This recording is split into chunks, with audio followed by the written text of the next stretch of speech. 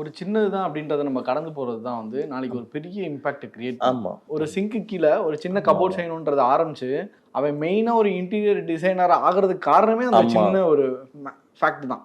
அந்த ஆர்க் வந்து ரொம்ப சூப்பராக இருந்தது. தேங்க்யூ.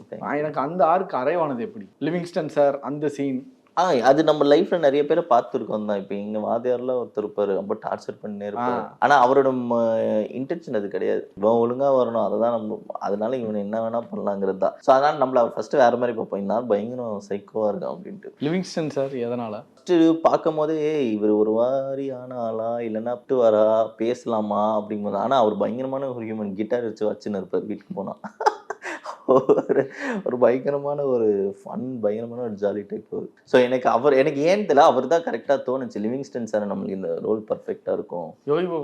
யோகி பாபு சார் காமெடியனா நம்ம சொல்ல முடியாது, is more than a comedian. So சிவாங்கிற ஒரு கேரக்டர் சென்னையில் தனியாக இருக்கும் போது அவனுக்கு கூட ஒருத்தர் இருக்கணும். ஆனால் வெறும் காமெடியனா மட்டும் இருக்கக்கூடாது, அது ஒரு மெயின் கேரக்டராகவே ஒருத்தர் இருக்கணும். ஸோ அதனால எனக்கு வந்து யோகி பாபு சார் பர்ஃபெக்டாக இருக்கும் அப்படின்னு தோணுச்சு. ஸோ செகண்ட் ஹாஃப்ல கூட பார்த்தீங்கன்னா அந்த ரிசப்ஷனில் வெயிட் பண்ணிக்கும் போது ஒரு அட்லீஸ்ட் நீங்கள் ஃபர்ஸ்ட் கொஞ்சம் சாப்பிடுங்க சார், அதெல்லாம் பார்த்தீங்கன்னா எனக்கு யோகி பாபு சார் தான் பர்ஃபெக்டான ஒரு ஆளாவே தோணுச்சு. அது லிவிங்ஸ்டன் சாருக்கும் யோகி பாபு சாருக்கும் நம்ம விளையாடலாம். இது வரைக்கும் எனக்கு தெரிஞ்ச எந்த காம்பினேஷன் வந்ததுல எனக்கு லிவிங்ஸ்டன் சார் யோகி பாபு சாருக்குள்ள இருக்கிற சின்ன சின்ன மீட்டு.